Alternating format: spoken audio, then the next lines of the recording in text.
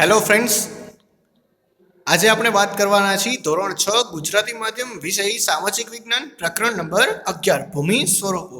ચાલો જોઈએ આગળ. તેમાં मैदान समुद्रनी सपाटीथी 180 मीटरथी ओછી ઊંચાઈએ આવેલા સમતલ કે સપાટ ભૂમિ ભાગને મેદાન તરીકે ઓળખવામાં આવે છે. દુનિયાના મોટાભાગના મેદાનો નદીઓ દ્વારા ઠલવાયેલા માટીમાંથી નિર્માણ પામ્યા છે. નદીઓ સિવાય કેટલાક મેદાનોનું નિર્માણ પવન, જ્વાળામુખી અને હિમનદીઓ દ્વારા પણ થાય છે. મેદાનો એટલે શું વિદ્યાર્થી મિત્રો? તો મેદાનો એટલે જેની ઊંચાઈ છે 180 મીટરથી ઓછી આવેલી હોય તો તેને મેદાન કહેવામાં આવે છે. અને આવા મેદાનો છે એ જ્યાં નદી છે, હિમનદી છે, એની જે ઉપરથી માટી ઢાંસીને આવે છે અને એના દ્વારા જે નિર્માણ પામે છે તેને મેદાન કહેવામાં આવે છે. અને આવા મેદાનો છે પવન, જ્વાળામુખી અને હિમનદીઓ દ્વારા તૈયાર થાય છે. હવે મેદાનોનું જે વર્ગીકરણ છે ને એ 3 પ્રકારે કરવામાં આવ્યું છે. પહેલું છે કિનારાના મેદાન, જેને સંરચનાત્મક મેદાન કહે છે. બીજું છે ઘસારણના મેદાન અને ત્રીજું છે નિક્ષેપણના મેદાન. હવે પહેલું જોઈએ કિનારાના મેદાન, જેને આપણે કોસ્ટલ પ્લેન્સ અને કન્સ્ટ્રક્ટિવ પ્લેન્સ પણ કહીએ છીએ. આ મેદાનોનું નિર્માણ મુખ્યત્વે સમુદ્ર કિનારા એટલે કે પૃથ્વીની ભૂગર્ભિક હિલચાલને કારણે સમુદ્ર કિનારા નજીકનો ખંડીય ચાંદલીનો ભૂમિભાગ ઉચકાય છે ત્યારે બનતા મેદાનને સંરચનાત્મક મેદાન કહે છે. બરાબર છે. આવા મેદાનો મોટે ભાગે ભૂમિખંડના કિનારે જોવા મળે છે. મેક્સિકોના અખાત કિનારે ફેલાયેલા સંયુક્ત રાજ્ય અમેરિકાના દક્ષિણ પૂર્વે આવેલા મેદાનોનું તેનું ઉદાહરણ છે. હવે શું થાય છે વિદ્યાર્થી મિત્રો કે જ્યારે સમુદ્ર હોય છે, સમુદ્રની આસપાસનો જે ભૂમિભાગ છે તે ઉચકાય છે. એટલે કે માની લો કે આ સમુદ્ર છે અને એની આસપાસનો જે ભૂમિભાગ છે એ ઓટોમેટિક ઉપર આવી જાય છે, પણ તેની ઊંચાઈ છે 180 મીટર કરતાં ઓછી હોય છે અને સમતલ રીતે જે નિર્માણ પામે છે તેને જ આપણે મેદાનો કહીએ છીએ. અને આવા મેદાનો છે મેક્સિકોનો જે અખાત હોય છે ને, બરાબર છે, તેની પાસે નિર્માણ પામેલું હોય છે. બીજું જોઈએ તો જમીનના તળિયા ઘસાવાના કારણે પણ આવા મેદાનોનું નિર્માણ થાય છે. હવે વિદ્યાર્થી મિત્રો માની લો કે આ સમુદ્ર છે અને જમીન છે, હવે નીચેનું તળિયું છે અને ઘસાઈ જાય છે અને નીચે આ જમીનનો ભાગ છે એ ઢસી આવે છે. તેથી તેની જે જૂની ઊંચાઈ હતી તેના કરતાં નવી ઊંચાઈ 180 મીટર કરતાં ઓછી થઈ જાય છે. ત્યારે જે પણ ભૂમિભાગ રચાય છે તેને કિનારાના મેદાન કહેવાય છે. આવું જ એક મેદાનનું ઉદાહરણ છે ઓસ્ટ્રેલિયાનો મધ્યનું જે મેદાન છે તે. બીજું જોઈએ તો ઘસારણના મેદાનો, જેને આપણે ઇરોશનલ પ્લેન્સ કહીએ છીએ. પૃથ્વીની સપાટી પર સતત ઘસારણની પ્રક્રિયા ચાલતી રહે છે, જેનાથી લાંબે ગાળે પર્વતો તથા ઉચ્ચ પ્રદેશો નદી, પવન અને હિમનદી જેવા પરિબળો દ્વારા ઘસાઈને મેદાન બને છે. આવા મેદાનો સંપૂર્ણપણે સપાટ બનતા નથી. નક્કર અને ખડકોની ટેકરીઓ વચ્ચે જોવા મળે છે. ઉત્તર કેનેડા અને પશ્ચિમ સાઇબેરિયાના મેદાનો ઘસારણની પ્રક્રિયાથી નિર્માણ પામે છે. બરાબર છે. અને ઘસારણ દ્વારા નિર્માણ પામેલા મેદાનોને પેની પ્લેન પણ કહેવાય છે. હવે શું થાય છે કે ભૂમિની જે પૃથ્વીની જે સપાટી છે એના ઉપર ઘસારણની પ્રક્રિયા ચાલે છે. લાંબા ગાળે પર્વતો અને ઉચ્ચ પ્રદેશ, નદીઓ છે વગેરે પરિબળો શું થાય છે કે મેદાનોને જે ઘસારો લાગે છે તેનાથી જે મોટા પર્વતો છે એ ઘસાઈને મેદાનમાં પરિણમે છે, મેદાનો બને છે. હા, આવા મેદાનો છે એ સંપૂર્ણ સપાટ નથી હોતા, પણ ઘણી જગ્યાએ મોટી નાની ટેકરીઓ જોવા મળે છે અને તેથી જ તેને પેઇન પ્લેન્સ પણ કહેવાય છે. બરાબર છે, પેની પ્લેન્સ પણ કહે છે. હવે આગળ જોઈએ ત્રીજું છે નિક્ષેપણના મેદાનો, ડિપોઝિશનલ પ્લેન્સ.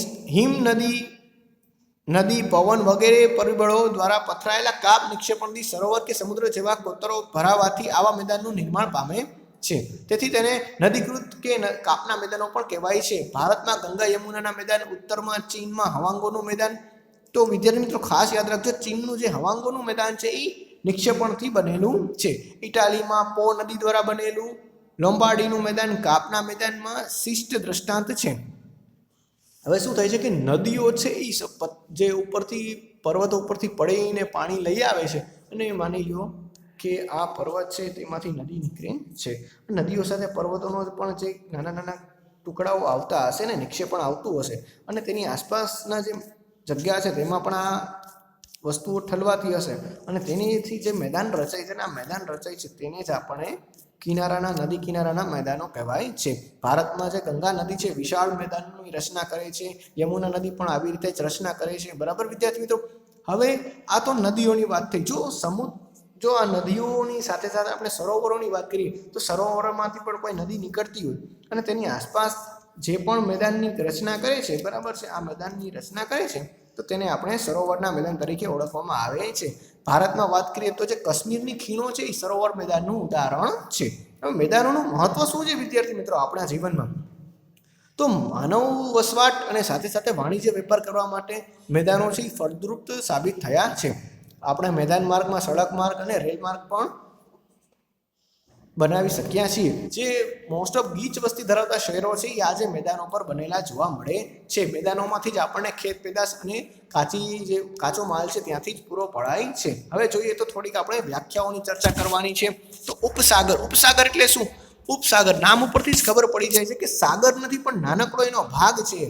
કે માની લો કે એક મોટો સાગર છે, આ મોટો સાગર છે, બરાબર છે, અને સાગર સાથે જ એક નાનકડો દરિયાઈ ભાગ જોડાયેલો હોય છે, બરાબર છે. તેમાં આના જેટલી તો મોટી જગ્યા ન હોય પણ નાનકડી એવી જગ્યા હોય અને તેનું પાણી એકબીજા સાથે ટચ થતું હોય તો તેને જ આપણે ઉપસાગર કહીએ છીએ. ભારતમાં વાત કરીએ તો બંગાળનો ઉપસાગર છે, બરાબર છે. બંગાળની જે ખીણ છે એની સાથે અરબ સાગરનું અહીંયા હિન્દ મહાસાગરનું પાણી જોડાયેલું હોય છે, તો આ ભાગને આપણે ઉપસાગર તરીકે ઓળખીએ છીએ, બરાબર છે. પોતે મહાસાગર નથી પણ નાનકડો એવો સાગર છે. હવે જોઈએ અખાત એટલે શું? તો અખાતમાં એક સારું ઉદાહરણ આપેલું છે, તો તેની જ આપણે ઉદાહરણથી જ સમજવાનો પ્રયત્ન કરીએ. આ છે કચ્છનો અખાત. અહીંયા જે ભાગ પણ રચાય છે તેને કચ્છનો અખાત કહેવાય છે. તો કચ્છનો અખાત એટલે શું? કે જેનો ત્રણેય બાજુનો ભાગ છે એ ભૂમિ ભાગથી રોકાયેલો હોય, એટલે કે એક ભાગ, આ બીજી ભાગ અને આ ત્રીજો ભાગ, ત્રણેય ભાગ છે એ ભૂમિ ભાગથી રોકાયેલો હોય. આ જમીનવાળો ભાગ છે અને વચ્ચે પાણીનો ભાગ હોય તો તેને આપણે અખાત કહીએ છીએ, બરાબર વિદ્યાર્થી મિત્રો. આ કચ્છનો અખાત છે. એવી જ રીતે ગુજરાતમાં બે અખાત આવેલા છે, એક કચ્છનો અખાત અહીંયા અને બીજો છે ખંભાતનો અખાત. 1, 2 અને ત્રણેય બાજુ ભૂમિ ભાગથી રોકાયેલો છે. હવે વાત કરીએ તો ભૂશીટ, જેને આપણે કેપ કહીએ છીએ. કેપ એટલે શું? કે ભૂમિનો લાંબો છેડો છે એ જમીન જળમાર્ગમાં ફેલાયેલો હોય. માની લ્યો કે આ આપણો એક સમુદ્ર છે, બરાબર, અને આ એની ટચ થયેલી ભૂમિ છે, તો ભૂમિનો એક લાંબો ભાગ છે સમુદ્રમાં સાથે જોડાયેલો હોય તો આ ભાગને આપણે ભૂશીટ કહીએ છીએ, બરાબર, જેને આપણે કેપ કહીએ છીએ. ભારતમાં કન્યાકુમારીનો ભાગ છે, બરાબર છે. ભારત આ ભાગ જોઈએ તો આ ભાગ અહીંયા સમુદ્ર આવેલો છે, પરંતુ આ જે ભાગ છે કન્યાકુમારીનો ટોચનો ભાગ એને આપણે ભૂશીટ કેપ કહીએ છીએ, બરાબર વિદ્યાર્થી મિત્રો. તો કન્યાકુમારી ભારતમાં છે અને કેપ ઓફ ગુડ હોપ આફ્રિકામાં આવેલો છે. હવે વાત કરીએ તો આઇલેન્ડ એટલે શું? તો હમણાં જ આપણે જેમ ચર્ચા કરી હતી અને પાઠના પહેલા જ પેજમાં જોયું હતું કે આઇલેન્ડ એટલે શું? કે જેની ચારેય બાજુએ પાણીથી ઘેરાયેલો હોય અને વચ્ચે એક જ બાજુએ પર્વત જમીન આવેલી હોય તેને આપણે ટાપુ કહીએ છીએ, બરાબર. તો ટાપુનું શ્રેષ્ઠ ઉદાહરણ છે લક્ષદ્વીપ છે, અંદમાન નિકોબાર છે, પિરોટન ટાપુ છે જ્યાં આપણી સ્કૂલનો પ્રવાસ થયેલો છે, પછી છે નરારા બેટ, પિરમ બેટ, શિયાળ બેટ વગેરે તેના ઉદાહરણ છે. હવે વાત કરીએ તો ખીણ એટલે શું? પર્વતોની હારમાળા હોય. આ પર્વતોની હારમાળા હોય, એક બાજુ એક પછી એક પર્વતો હોય અને આ જે નીચેનો ભાગ હોય, આ બધા નીચેનો ભાગ આ પર્વતોની, બરાબર છે, તેમાં દલદલિયા જમીન આવેલી હોય છે, તેને જ આપણે ખીણ તરીકે ઓળખવામાં આવે છે, જેમ કે કાશ્મીરની ખીણ છે. હવે વાત કરીએ સામુદ્રધુની એટલે જેને આપણે સ્ટ્રેટ કહીએ છીએ. સ્ટ્રેટ એટલે શું? કે બે જળ વિસ્તારો હોય, બરાબર છે. માની લ્યો કે આ આપણો ભારત છે અને આ આપણું શ્રીલંકા છે, તો આ જળ વિસ્તાર છે ને શ્રીલંકા પોતાનો જળ વિસ્તાર ધરાવે છે. તો બે જળ વિસ્તારોને જ્યારે કોઈ માર્ગ જોડતો હોય તો તેને આપણે સામુદ્રધુની કહીએ છીએ. જેમ કે ભારત અને શ્રીલંકા વચ્ચે નાના નાના ઘણીવાર આપણે ટપકા જોતા હોય છે નકશામાં, બરાબર છે, તો તેને જ આપણે કહીએ છીએ પાલ્કની સામુદ્રધુની, બરાબર છે, જે ભારત અને શ્રીલંકાને જોડવાનું કામ કરે છે. હવે વાત કરીએ તો સંયોગી ભૂમિ એટલે શું? કે આ માની લ્યો કે ઉત્તર અમેરિકા છે અને આ માની લ્યો કે દક્ષિણ અમેરિકા ખંડ આવેલો છે અને બંને વચ્ચે જે પાતળો રસ્તો છે તે પન્નામાં, બરાબર. અને આ જે રસ્તો છે તેને જ આપણે સંયોગી ભૂમિ કહીએ છીએ, કે બંને બાજુ જળ વિસ્તાર છે ને વચ્ચે પાતળો સાંકડો રસ્તો જોવા મળે છે. હવે વાત કરીએ તો દ્વીપકલ્પ એટલે શું? કે જેની ત્રણેય બાજુ સમુદ્ર છે અને એક બાજુ પાણી જમીન વિસ્તાર આવેલો છે. દાખલા તરીકે દક્ષિણ ભારત છે, બરાબર છે, કે દક્ષિણ ભારત જોઈએ તો એક બાજુ, બીજી બાજુ ને ત્રીજી બાજુ ત્રણેય બાજુ સમુદ્ર આવેલો છે, તો તેને અને એક બાજુ જમીન છે તો તેને આપણે કહીએ છીએ દ્વીપકલ્પ, બરાબર વિદ્યાર્થી મિત્રો. અખાત અને દ્વીપકલ્પમાં ભૂલ ના કરતા. અખાતમાં ત્રણેય બાજુ જમીન છે અને દ્વીપકલ્પમાં ત્રણેય બાજુ પાણી છે. ઓકે. હવે સ્વાધ્યાયમાં વાત કરીએ તો ભૂમિ સ્વરૂપો કોને કહે છે? તો આપણે પાઠના પહેલા જ પેરેગ્રાફમાં બીજા પેરેગ્રાફમાં લીટી જોઈ દે પૃથ્વીની સપાટીનો અમુક ભાગ ચોક્કસ ભાગ છે એ ઊંચાઈ ઢોળાવ અને આકાર પ્રાપ્ત કરે છે તેની ભૂમિ સ્વરૂપો કહે છે. પર્વત એટલે શું? તો પર્વત એટલે જે પૃથ્વી સમુદ્રની સપાટીથી લગભગ 900 મીટરથી વધુ ઊંચાઈ ધરાવતા ઓછા તીવ્ર ઢોળાવ અને સાંકડા શિખરો ધરાવતા વિસ્તારને પર્વત કહે છે. મુખ્ય પ્રકારોમાં ગેડ પર્વત, ખંડ પર્વત, જ્વાળામુખી પર્વત અને અવશિષ્ટ પર્વત છે. ઉચ્ચ પ્રદેશ અને મેદાનો વચ્ચેનો તફાવત લખવાનો છે તો ઉચ્ચ પ્રદેશો છે મેદાનો કરતાં વધારે ઊંચા હોય છે, જ્યારે મેદાનો છે એ ઉચ્ચ પ્રદેશ કરતાં વધારે નીચા હોય છે. ઉચ્ચ પ્રદેશોની વધુમાં વધુ ઊંચાઈ 180 મીટર કે તેથી વધુ હોય છે, જ્યારે મેદાનોની વધુમાં વધુ ઊંચાઈ 180 મીટર હોય છે. ઉચ્ચ પ્રદેશોનું વર્ગીકરણ છે આંતર પર્વતીય ઉચ્ચ પ્રદેશ, પર્વતીય પ્રાંતીય ઉચ્ચ પ્રદેશ હોય છે અને ખંડીય ઉચ્ચ પ્રદેશ હોય છે. જ્યારે મેદાનોનું વર્ગીકરણમાં જોઈએ તો કિનારાના મેદાન છે, ઘસારણના મેદાન છે, નિક્ષેપણના મેદાનો જોવા મળે છે. બરાબર છે. જે ઉચ્ચ પ્રદેશો છે એમાંથી આપણને લોખંડ, મેંગેનીઝ, સોનું જેવી કિંમતી ધાતુ મળી આવે છે, જ્યારે મેદાનોમાંથી આવું કંઈ મળતું નથી, પરંતુ આપણને સારું એવું નિક્ષેપણ જોવા મળે છે. હવે વિકલ્પો જોઈએ તો ભારતનો સાતપુડાનો પર્વત છે એ કેનું ઉદાહરણ છે? તો એ ખંડ પર્વતનું ઉદાહરણ છે. ચારેય બાજુથી પર્વતોથી ઘેરાયેલા ભૂમિભાગને શું કહે છે? ચારેય બાજુથી પર્વતથી ઘેરાયેલા ભૂમિભાગને આપણે આંતર પર્વતીય ઉચ્ચ પ્રદેશ કહે છે. બરાબર. હવે જોઈએ તો સરેરાશ સમુદ્રની ઊંચાઈથી ખાલી જગ્યાની ઊંચાઈ ધરાવતા ભૂમિભાગને મેદાન કહે છે. તો મેદાનની વધુમાં વધુ ઊંચાઈ આશરે 180 મીટર સુધીની હોય છે. હવાંગોનું મેદાન છે વિદ્યાર્થી મિત્રો મેં તમને પહેલા જ કીધું હતું એ નિક્ષેપણથી બનેલું છે.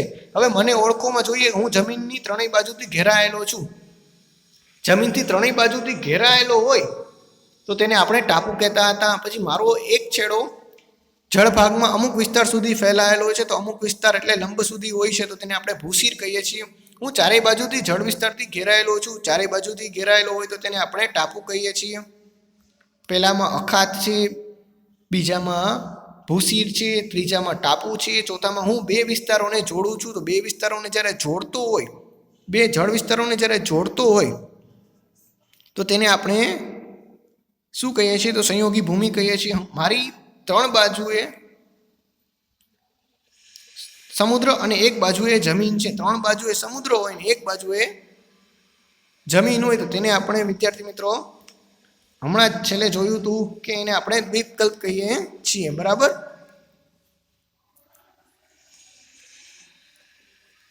ટૂંક નોંધમાં ખંડ પર્વત છે, ઉચ્ચ પ્રદેશોનું મહત્વ છે, નિક્ષેપણનું મેદાન છે અને મેદાનોનું મહત્વ છે. તો આ બધા આપણે ટેક્સ્ટબુકમાં આરામથી મળી જાય એવા ટોપિકો છે.